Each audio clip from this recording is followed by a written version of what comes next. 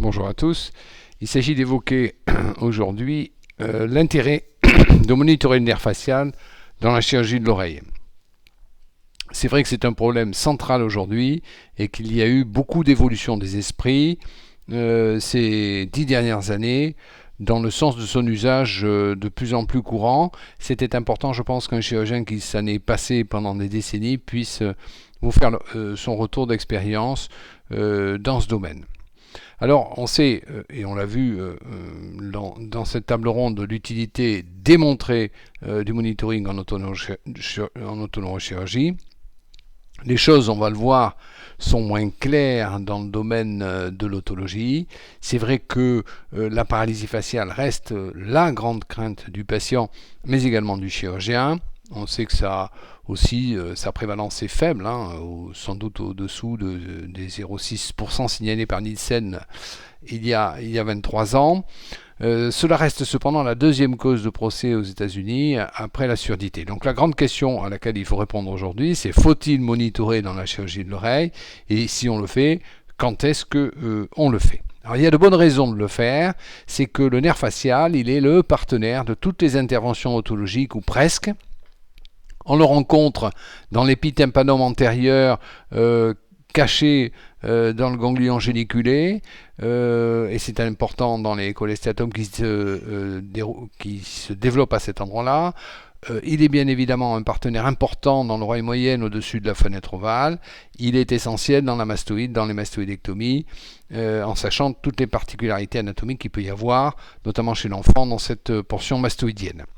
Alors, je pense qu'il est banal de dire qu'il y a des nerfs faciaux à risque, c'est quand ils sont naturellement déhiscents ou qu'ils sont dénudés par la pathologie, voire mal positionnés dans la portion mastoïdienne. Il y a aussi, bien sûr, des interventions dites à risque, parce que les lésions, la pathologie, les tumeurs, le cholestéatome, l'inflammation, tout ça mélangé, bouscule ou souvent efface les repères anatomiques qui nous servent de guide.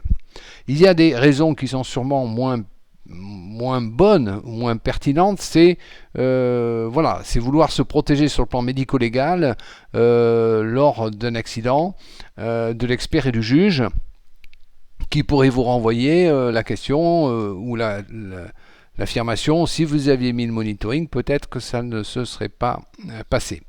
Je crois qu'il faut garder à l'esprit que ce n'est qu'un outil et qu'une gestuelle prudente, tout ce qu'on a connu ces 20 dernières années avant qu'il n'apparaisse, et qu'une bonne connaissance de l'anatomie et des repères, balises, permet de s'en passer en routine. Moi, j'ai ce sentiment personnel très profond. Je n'ai jamais eu d'accident dans toute ma carrière à cause du nerf facial, parce que les connaissances anatomiques et la prudence ont permis d'éviter cela. Donc on retient l'importance du processus cochléariforme par rapport au géniculé à la deuxième portion, de l'enclume par rapport au coude, du canal latéral, de la rainure du gastrique par rapport à la troisième portion. Souvenez-vous quand même que le nerf facial il était équipé d'une épinèvre, et qu'à moins qu'elle n'ait été lésée lors d'une précédente intervention, le nerf facial n'est pas si fragile que cela. C'est bien différent en autoneurochirurgie. Alors, certains vous diront, ben voilà, moi j'ai mis le monitorage, donc je me sens plus détendu parce que je suis dans l'inflammation ou dans le cholestéatome, ou parce que je sais que le nerf facial est dénudé, je l'ai appris soit du compte-rendu opératoire, soit du scanner préopératoire, et puis voilà, je me retrouve dans une reprise chirurgicale, et surtout si je ne suis pas le premier intervenant, et a fortiori si je ne dispose pas du compte-rendu opératoire, je peux me retrouver en difficulté. Et puis, en cas d'antécédent de paralysie faciale, si le patient a déjà connu une paralysie faciale ou s'il en souffre encore, c'est vrai que je me sens plus détendu. Pourtant, souvent, j'ai tort. J'ai tort parce que ça n'est jamais qu'un outil et qu'il est parfois en défaut parce qu'il va nous prévenir trop tard. Si vous utilisez une fraise et que vous donnez un coup de fraise sur le nerf facial, vous allez entendre une réponse électromyographique, mais ce sera trop tard.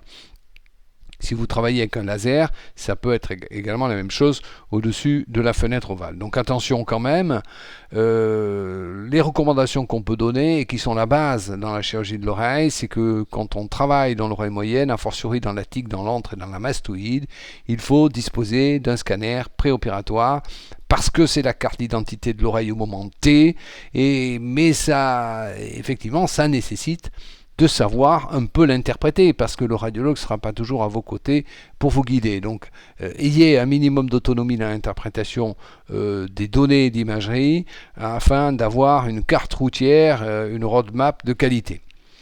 Donc ce scanner, il va permettre d'identifier par exemple cette déhiscence du canal latéral. Le canal latéral est complètement grignoté, donc le nerf facial va être très procident, très haut situé dans la mastoïde, et effectivement le risque de lésion au coude est important. De la même façon ici, le processus cholestéatomateux a lisé le canal facial, et donc quand on va décoller le cholestéatome, il faut être un minimum prudent et ne pas utiliser de pointe ou de crochet.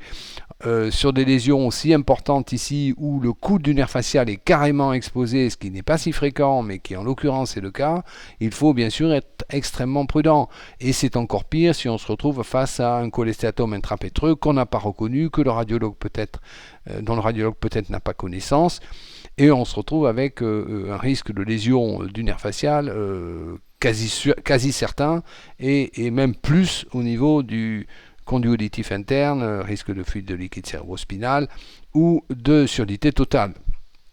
Donc ce scanner, il va identifier les situations à risque, et malheureusement s'il y a un accident, il va faire l'état des lieux.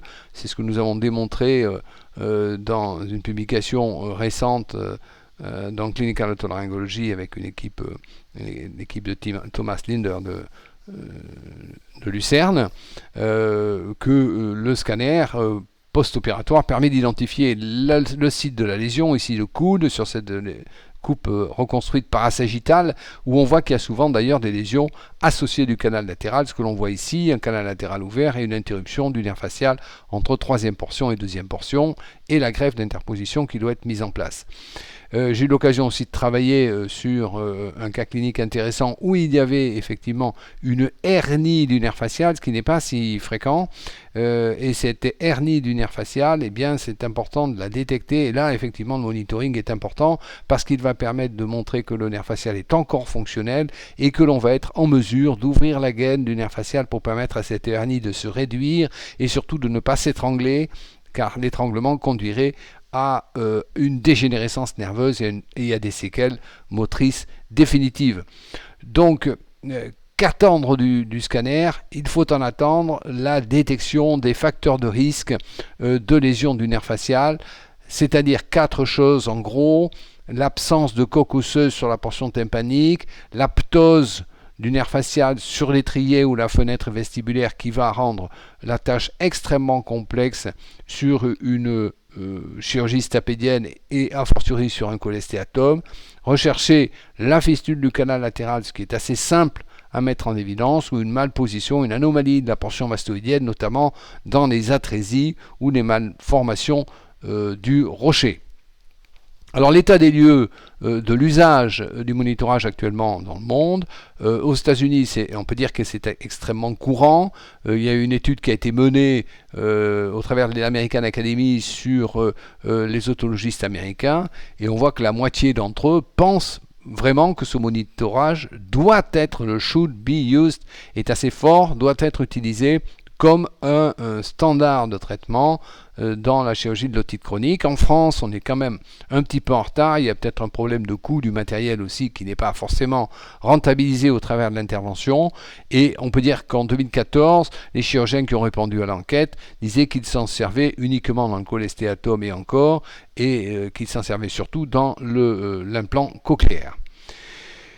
Donc, ce qui est au centre de mon propos aujourd'hui, c'est de vous dire que la littérature qui essaie de trouver, en termes d'evidence-based medicine, au travers d'une étude puissante, de démontrer que le monitorage permet d'éviter une lésion nerveuse, eh bien, on se doit de constater qu'il n'y a pas.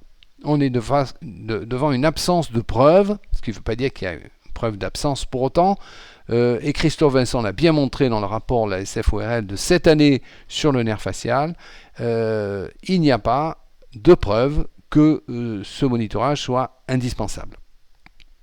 Pour autant, les auteurs soulignent dans la littérature le confort qu'ils retrouvent à son usage dans les situations les plus difficiles et ils les recommandent pour certains en routine, comme Silverstein il y a maintenant plus de 30 ans, et également sa place, et ça c'est un autre aspect des choses, dans l'enseignement des jeunes otologistes.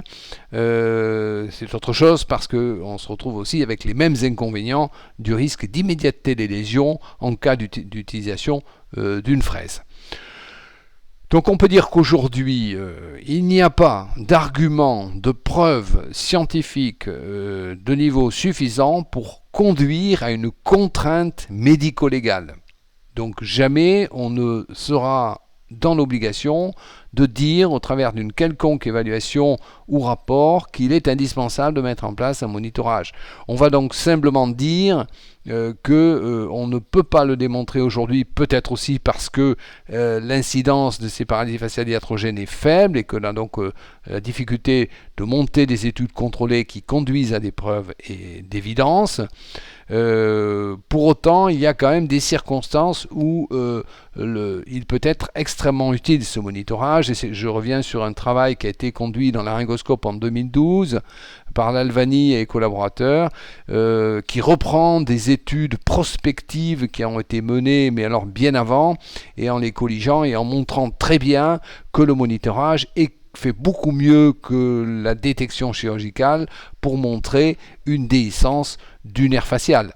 On arrive à des taux autour de 100% en utilisant le monitorage par NIM, alors que le chirurgien aura plus de difficultés à le mettre en évidence. Donc la conclusion de ce travail, c'est de dire que tout ça suggère que le monitorage est d'importance pour identifier un nerf facial déhissant et un nerf facial qui est à risque durant la chirurgie de l'oreille moyenne ou de la mastoïde.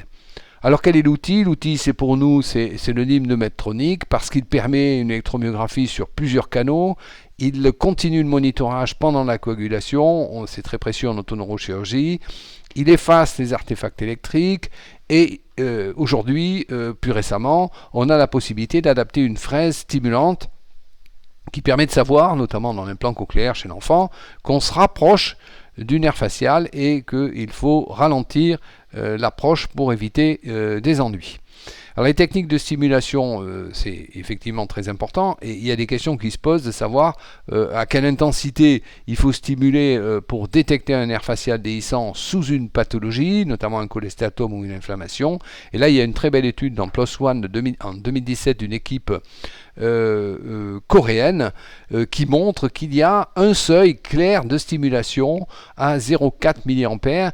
Il n'est pas besoin d'aller plus haut en intensité de stimulation, cela suffit et on n'obtiendra pas davantage de réponses électromyographiques en amplitude, en microvolts, en utilisant des intensités plus importantes. Pour autant, on ne sera pas plus traumatique non plus, mais il n'est pas besoin d'aller plus loin que 0,4 mA et c'est donc un chiffre que l'on doit retenir à mon sens. Alors en fait, pour me résumer, si on dispose d'un moniteur sur le plateau technique, je pense qu'un expert y sera sensible, il faut l'utiliser.